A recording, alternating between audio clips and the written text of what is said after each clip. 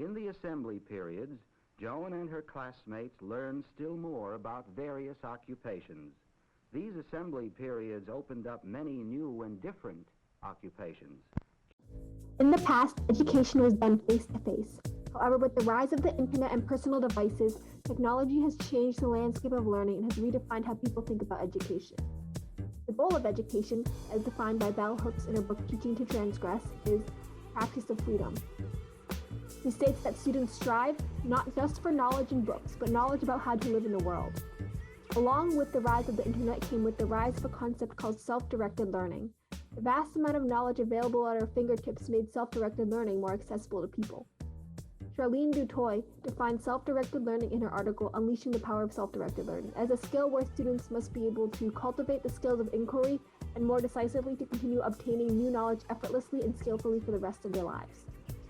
A focus on self-directed learning in a learning environment gives students the power to shape their own understanding of the world.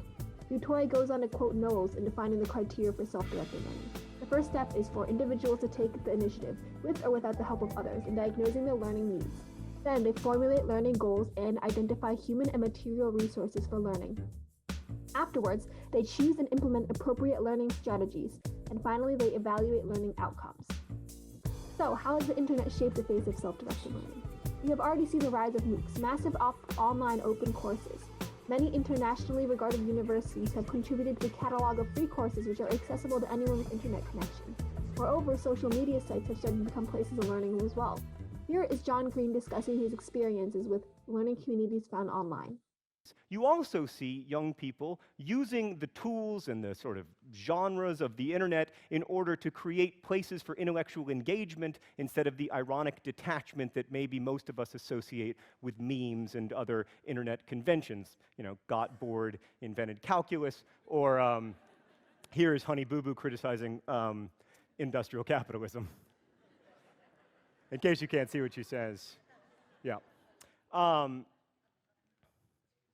I really believe that these spaces, these communities, have become, for a new generation of learners, the kind of communities, the kind of cartographic communities that I had when I was in high school and then again when I was in college. And as an adult, refinding these communities has reintroduced me to a community of learners and has encouraged me to continue to be a learner even in my adulthood, so that I no longer feel like learning is something reserved for the young.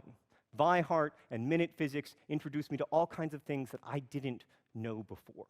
And I know that we all hearken back to the days of the Parisian Salon and the Enlightenment, or to the Algonquin Round Table, and wish, oh, I wish I could have been a part of that. I wish I could have laughed at Dorothy Parker's jokes. But I'm here to tell you that these places exist. They still exist. They exist in corners of the internet where old men fear to tread.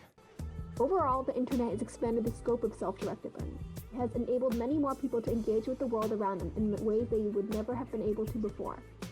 The development of internet alongside the rise of self-directed learning has allowed many more students to achieve what Bell Hooks believed true education to be, a practice of freedom.